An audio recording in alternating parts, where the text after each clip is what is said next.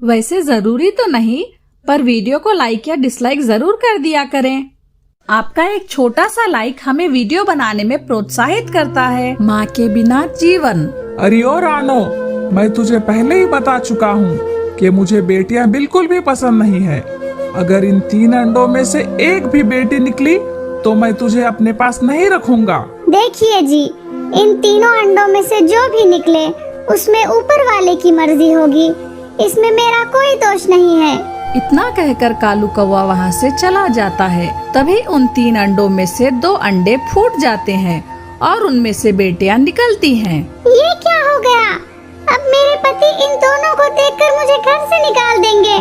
मैं एक काम करती हूँ, इनको कहीं छुपा देती हूँ। इतना बोलकर रानो दोनों बेटियों को दूसरी जगह छुपा देती है। बच्चियों, यहाँ से कहीं मत जाना, वरना शिकारी पक्षी तुम्हें खा लेंगे। इतना बोलकर रानो चिड़िया अपने घोंसले में वापस आ जाती है।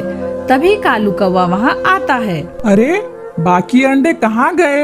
यहाँ तो 3 अंडे थे ना? कालू जी, थोड़ी देर पहले यहाँ एक शिकारी पक्षी आया, मुझसे 2 अंडे उसने छीन कर ले गए। मैं बस एक ही अंडा बचा पाई। ये भी ठीक ही हुआ, क्या पता उन दोनों अंडों में से बेटियां निकलती। तभी अंडा टूटने की आवाज आती है। रानो बताओ, बेटा है या बेटी? अरे तुम रो रही हो, इसका मतलब बेटी हुई है ना? नहीं कालू जी, ये तो खुशी के आंसू हैं। अंडे में से तो बेटा निकला है। अरे वाह, आओ बेटा मेरे पास आओ, तुम्हें जंगल में घुमाने ले जाता हूँ। इतना बोलकर कालू कौवा अपने बेटे को जंगल में घुमाने ले जाता है। पता नहीं मेरी बेटियां कैसी होंगी, कहीं कोई शिकारी पक्षी उन्हें नुकसान न पहुंचा। मैं जाके उन्हें देख कर आती हूँ। तभी जैसे ही रानो वहाँ पहुँचती है।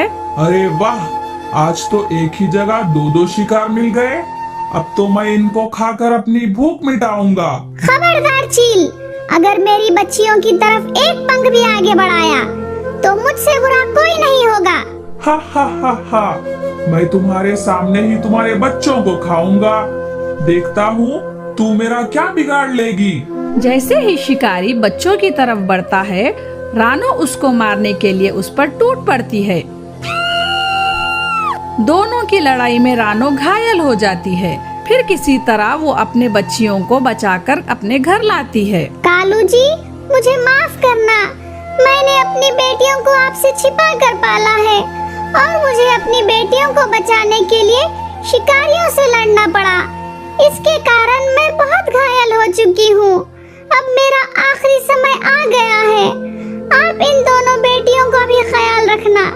अब मैं इस दुनिया से जा रही हूँ। माँ, आप हमें छोड़कर नहीं जा सकती माँ।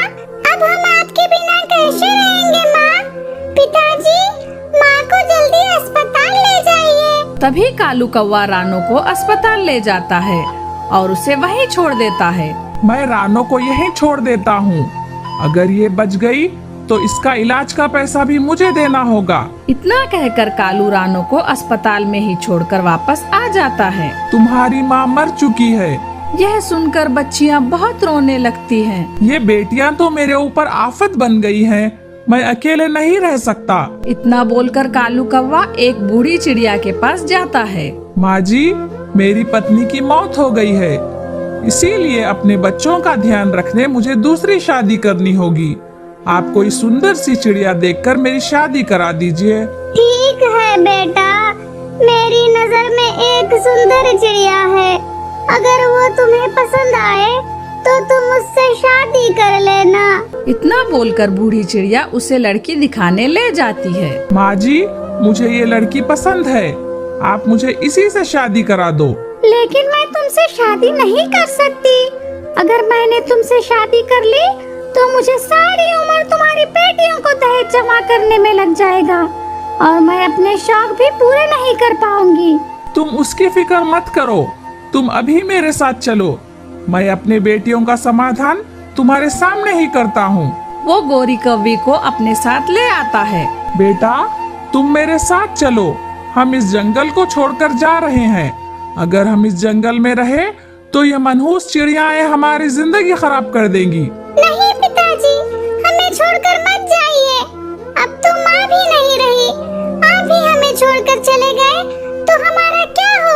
अपनी बकबक बंद करो। चलो गोरी, हम दूसरे जंगल में जाकर दूसरी शादी कर लेते हैं।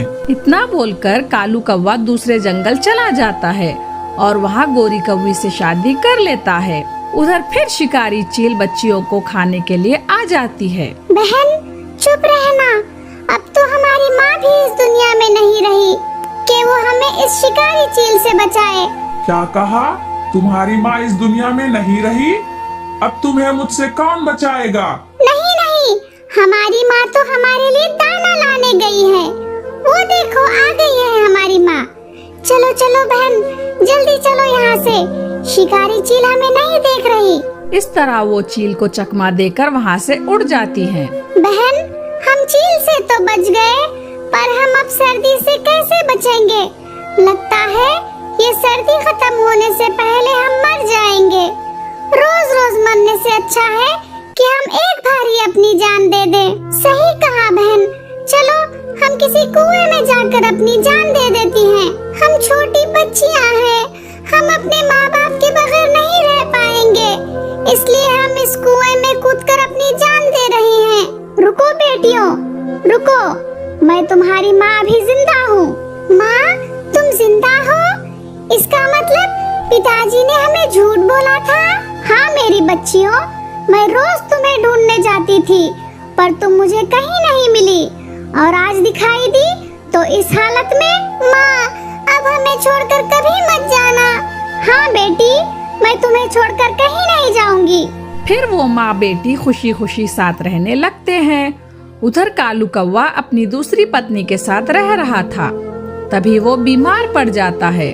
उसकी दूसरी पत्नी गोरी उसकी बीमारी की वजह से उसे चिढ़ने लग जाती है।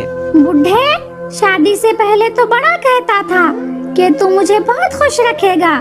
तू मुझे खुश क्या रखेगा? तू तो खुद बीमार होकर मेरे गले पड़ गया है। मैं जा रही हूँ दूसरी शादी करने। तू तो मेरे लिए मर गया है बुढ़े। इतना बोलकर गोरी कौवी कालू के बेटे को लेकर उसी बूढ़ी चिड़िया के पास आ जाती है। माँ जी, मेरे पति की तो मौत हो गई है, इसलिए मुझे अपने बच्चे को पालने के लिए दूसरी शादी करनी पड़ेगी। आप मेरी दूसरी शादी करवा दो। बूढ़ी चिड़िया गोरी की शादी एक दूसरे कौवे से करा देती है। शादी के कुछ दिन बाद ही गोरी कौवी बीमार हो जाती है। अगर तू पहले से ही बीमार थी तो तूने मुझसे शादी क्यों की? मैं एक बीमार चिड़िया के साथ अपनी जिंदगी नहीं गुजार सकता। तू इस बेटे को लेकर यहाँ से निकल जा। तभी कालू का बेटा और गोरी जंगल में रहने लगते हैं। बेटा, मैंने तुम्हारे पिताजी को बीमारी में छोड़कर बहुत बुरा किया था। मैं एक बार उनसे मिलना चाहती हूँ। पता नहीं पिताजी अभी जिंदा होंगे कि नहीं, वो फिर भी आपसे बात नहीं करेंगे। फिर भी कोशिश कर लेते हैं। गोरी किसी तरह कालू को ढूंढने निकल पड़ती है। वो बीमारी के चलते बार बार आराम करने रुकती थी और वह रानों के घोंसले में भी आराम करने रुकती है। क्या हुआ बहन, तुम बीमार हो क्या? तभी गोरी ने उसे सारी बात बताई। गोरी जान गई थी कि कालू की पहली पत्नी रानो थी। रानो को भी पता चल गया था कि कालू ने दूसरी शादी गोरी से की थी। तभी सभी कालू को ढूंढते ढूंढते कालू के पास पहुंचते हैं। कालू एक पेड़ के पास उदास बैठा था। तुम लोग सभी मुझे ढूंढते ढूंढते यहाँ आए हो ना?